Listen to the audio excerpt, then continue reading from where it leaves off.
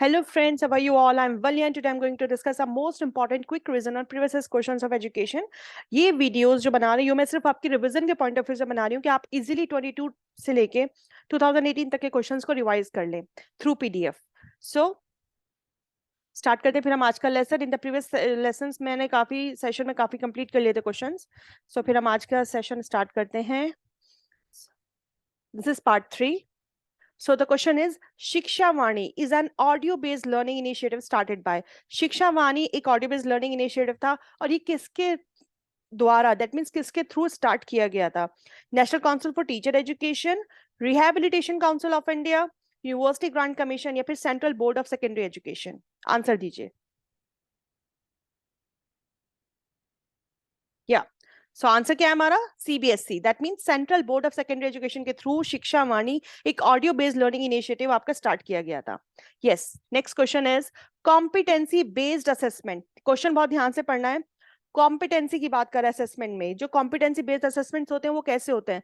Should be done just after the end completion of the program. जब आपका programme and हो जाता है तब किया जाता है. should take into its scope all measurable components aspects that need to be assessed. that means जिन चीजों का आपको मेजर करना है, जिन चीजों को असेस करना है, वो सारे कंपोनेंट्स लेने चाहिए. does not demand flexibility with regard to use of different tools and approaches. and the last one is should be fair and objective. Answer दीजिए. ABNC, BCND, ABND और फिर ANB. सो कॉम्पिटेंसी बेस्ड असेसमेंट कैसा होता है? जिसमें आपके A B and D दोनों तीनों सही हैं. इसमें जो सी वाला गलत हुआ है वो इसलिए गलत हुआ क्योंकि क्वेश्चन में इन्होंने नॉट लगा दिया था. अगर ये नॉट ना लगाते तो ये भी आपका ठीक था. नेक्स्ट क्वेश्चन है हमारा, portfolio development is basically A. Portfolio development कैसा होता है? Spontaneous process, static process, dynamic process या फिर टीचर सेंटर्ड प्रोसेस?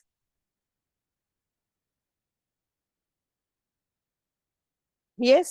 तो आंसर क्या है हमारा? Dynamic process. दैट मींस जो आपका पोर्टफोलियो डेवलपमेंट है वो हम करते किस लिए? हमारे पास उस के अंदर बच्चे का एक पूरा overall growth of period of time हमारे पास कंप्लीट होता है कि बच्चे ने इस ड्यूरेशन में, इस टाइम पीरियड में क्या क्या अचीव किया है, क्या क्या इवेंट्स उसने किए हैं, कैसी उसकी परफॉर्मेंस रही है.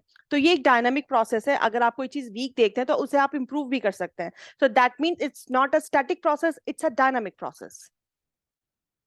Andragogy. First of all andragogy कहते हैं स्टडी ऑफ एडल्ट्स. एडल्ट्स को आप डायरेक्शन प्रोवाइड करोगे, उनको सेल्फ रिलायंस बनाओगे. सो ऑप्शन क्या है हमारे? Learning of adults is there within its scope. Learners are independent and strive for self direction in learning. Teacher decides what, how and when anything is to be learned.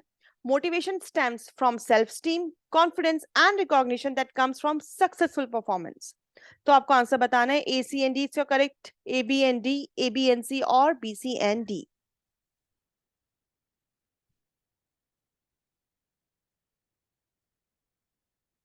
So answer क्या है आपका? A B and D. क्योंकि third option जो है आपका उसमें क्या दिया है? टीचर डिसाइड करेगा.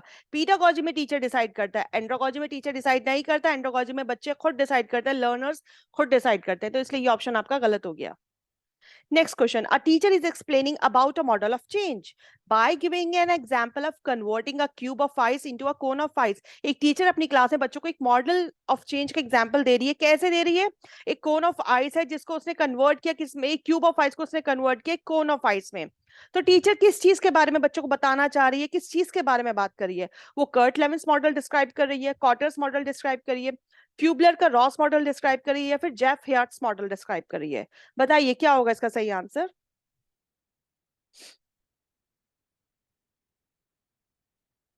ये मैंने इसमें थोड़ी सी थ्योरी भी दी है, आप पढ़ना चाहें तो पढ़ लीजिएगा. तो आंसर क्या होगा इसका हमारा? देखिए, कर्ट लेविन मॉडल की बात कर रही थी टीचर, जिसके अंदर हम 3 चेंजेस के बारे में पढ़ते हैं: अनफ्रीज, चेंज एंड रीफ्रीज. अनफ्रीज का मतलब जब आप कोई चेंज आप करना चाह रहे हैं, ठीक है, फिर जब आपने उस चेंज को इंप्लीमेंट कर दिया कि इसी तरीके से ये काम होगा, फिर जब आपने इंप्लीमेंट किया उसके बाद आपने देखा कि जो चेंज आया, क्या मॉडिफिकेशन आया, आपने उसको सॉलिडिफाई किया, उसे कहते हैं हम रीफ्रीज.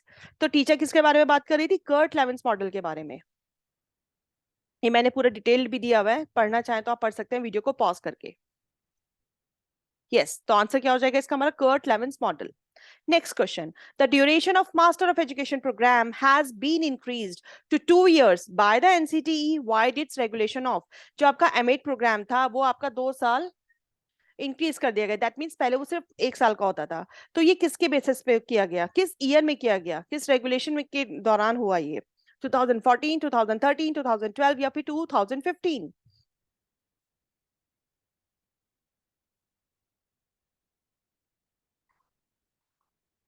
So answer is 2014. Next question. In India, the statutory body to set norms and standards for teacher education and special education is, India के अंदर जो हमारी स्टैट्यूटरी बॉडी है उन्होंने क्या बनाया, नॉर्म्स बनाए, स्टैंडर्ड्स बनाए टीचर एजुकेशन के लिए। किसके लिए? जो स्पेशल एजुकेशन है उसके लिए।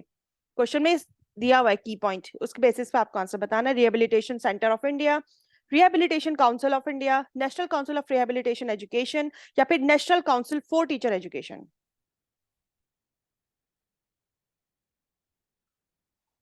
आंसर क्या होगा इसका हमारा? RCI, this is called rehabilitation council of India, क्योंकि स्पेशल एजुकेशन की बात की जा रही है।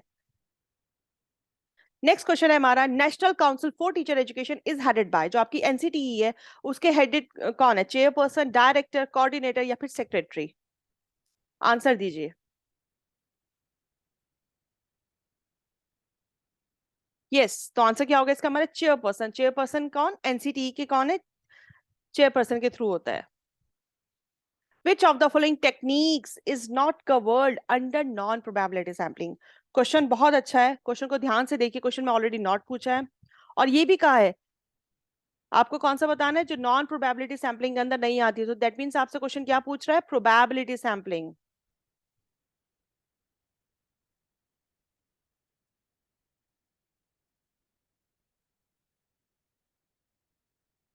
आंसर मार्क करिए जल्दी। आप आंसर्स अपने पास लिख सकते हैं ताकि आप देख लें कि आपके कितने क्वेश्चंस करेक्ट हुए हैं। सो द आंसर क्या होगा इसका हमारा? हम प्रोबेबिलिटी सैम्पलिंग में क्या पढ़ते हैं? सिंपल, स्ट्रेटिफाइड, रैंडम सैम्पलिंग पढ़ते हैं ना। और नॉन प्रोबेबिलिटी में पर्पसिव, इंसिडेंटल, कोटा सैम्पलिंग आपकी नॉन प्रोबेबिलिटी सैम्पलिंग के पार्ट्स हैं। नेक्स्ट क्वेश्चन, ये क्वेश्चन आपके 2016-17 में इस तरह के क्वेश्चन पूछे जाते थे। ये क्वेश्चन सब वापस पूछे गए हैं, तो मेरे ख्याल से आपको 2016 तक के प्रीवियस क्वेश्चंस करने चाहिए। Who amongst the following is considered as father of sociology? Father of sociology कौन है? George Payne, Max Weber, Auguste Comte, मैक्लेवर?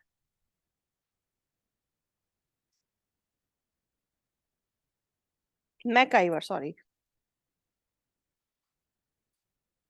सो कौन है हमारे father of sociology? Auguste Comte.